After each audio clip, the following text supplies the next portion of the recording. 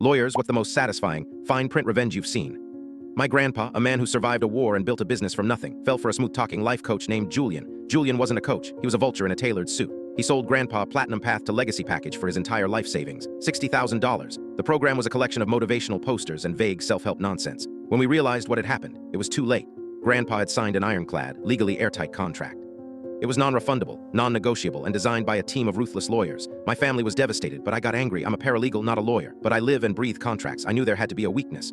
Julian was too arrogant to write a perfect document. For 3 weeks, I did nothing but study that 20-page contract. I drank coffee until my hands shook. I read every line, every clause, every subsection until the words blurred together. And then I found it. Tucked away in a dense paragraph on page 17 was a clause titled Personalized Mentorship Guarantee. It stated that the client was entitled to one 30-minute strategic alignment call per business day and up to 3 2-hour intensive goal-setting sessions per week, all to be scheduled at the client's convenience with no less than 12 hours notice.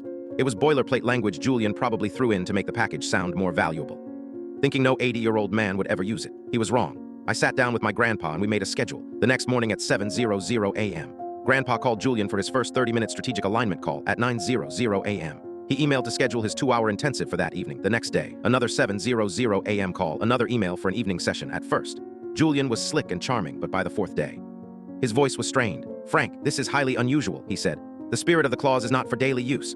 The contract doesn't mention spirit." "Julian," Grandpa said calmly, reading from the script I wrote for him, "it mentions my entitlement." We were relentless every single business day. A 7:00 a.m. call 3 times a week.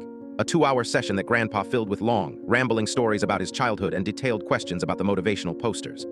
Julian's business was built on volume, on signing up new victims. He couldn't do that if he was spending nearly 20 hours a week on the phone with one client he'd already fleeced. His other clients started complaining. We saw it on his social media. "Where is Julian? He won't return my calls." He tried to ignore us, so I had a lawyer send him a letter for breach of contract, citing the specific clause and threatening to sue for the full 60,000 plus damages. He was trapped. By his own words, after 2 months of this contractual torture, he cracked. He called Grandpa, his voice ragged. "What do you want, Frank?" "A full refund," Grandpa said. "And you will post a public apology on your website admitting your program is a fraud." He refused, so we kept going. A month later, his lawyer called ours. Julian's business was collapsing. He was losing clients and couldn't attract new ones. He agreed to everything. The $60,000 was wired back to Grandpa's account the next day, and on the homepage of Julian's flashy website, a new banner appeared. "I, Julian Vance, am a fraud. My life coaching programs have no value, and I apologize to those I have deceived." He filed for bankruptcy 6 months later, all because he didn't read his own fine print.